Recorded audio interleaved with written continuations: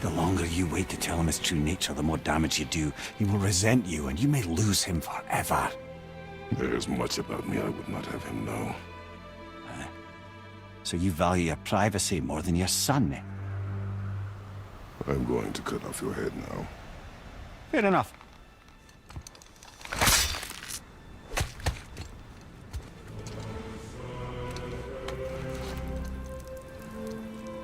Oh shit, here we go again. And here we go again indeed.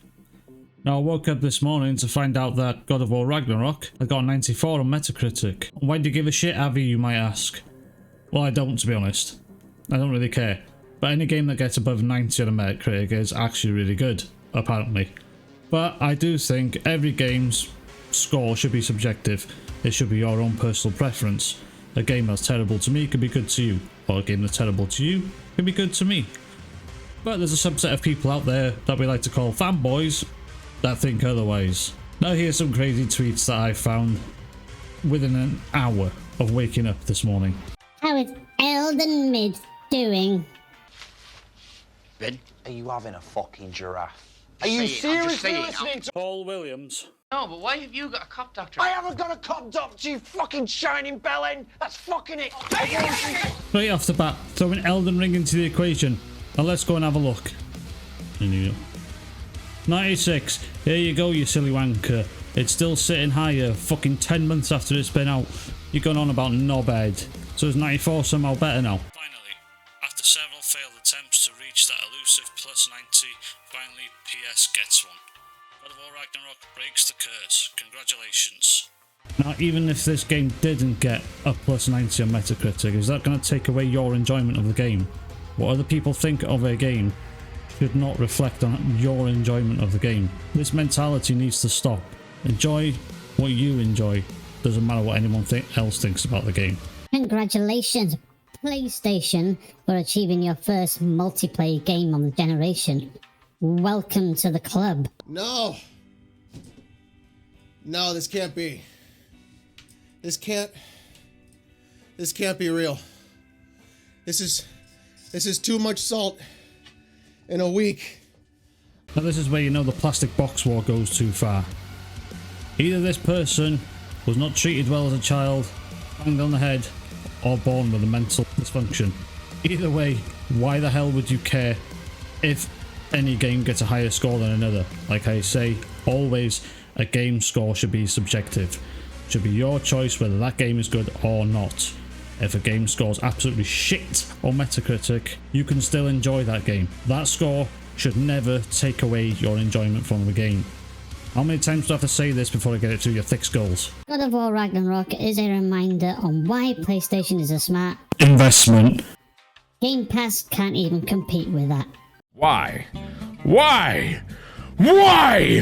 Why, oh God, fucking why? Now see this word investment thrown out a lot.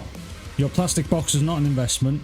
An investment is something you do, I don't know, buying a lot of houses, renting them out, selling them, stocks. I don't really know. I don't deal with that sort of stuff. But buying a plastic box is no investment. And you're stupid to think otherwise. Xbox first party versus Sony first party. Oh, I'm running out of memes. This is just fucking stupid. Now comparing a AAA title to an indie game is something that ponies would normally do. Or they'd zoom in 400% on Xbox's main titles. I don't know what they do these days, but Jesus, do they have to go this ridiculous? The internet is broken. I knew if I'd scrolled far enough I'd find one of our favourite PlayStation fanboys. How are you doing, MBG? Zoe calls IGN Korea a clown. Let's have a read of what they have to say. The game's core design has not moved an inch since the prequel, and the story seems to be lacking in creativity in comparison. Unlike the well-coordinated experience as a whole like the last time, everything in Ragnarok seems to act like the soulless puppet attached to a series of strings. although the reskinned aspect of a working formula seems to be the safest bet. If we are here to find any sort of effort of evolution since the prior title, it wouldn't feel as lackluster from a highly anticipated title to make its grand entrance. This one feels rather like a quickly brewed DLC of the previous title instead. Now I'm going to defend the ponies a little bit here because I do disagree with this statement. IGN Korea, from a quick read, is well known for giving really bad scores on a lot of games. Plus thinking it's like a quickly brewed DLC, no. The game's about 20 to 40 hours on completion. Full completion is about 80 hours on estimates. I don't really know.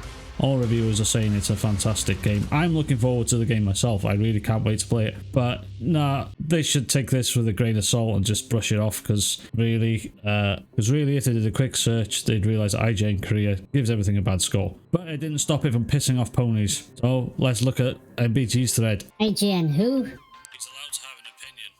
Who said he wasn't? I'm also allowed to think it's a clown opinion. Goddamn head look like a carnival ride. Why isn't this on Metacritic? Why are you trying to get PlayStation games down? Aren't you neutral? Is it just me, or is watching Fanboys becoming more interesting than mainstream media? I find they make me laugh more than most comedy series do. Have you played it? Calling someone a clown because they have a different opinion on a product? For all we know, this reviewer could be right. Your fanboy is showing.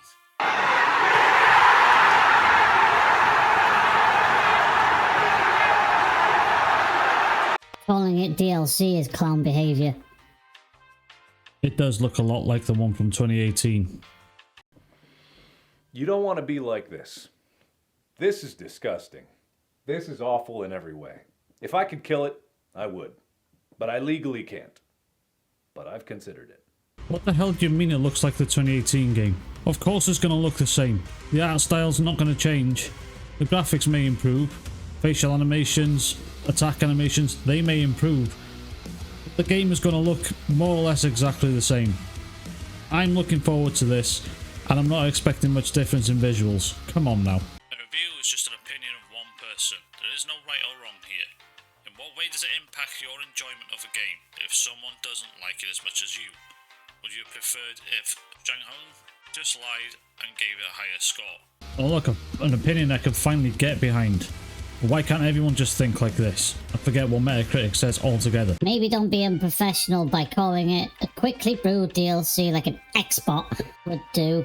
Save that shit for the clown college. That's what I'm talking about, baby. Oh, yes. So salty.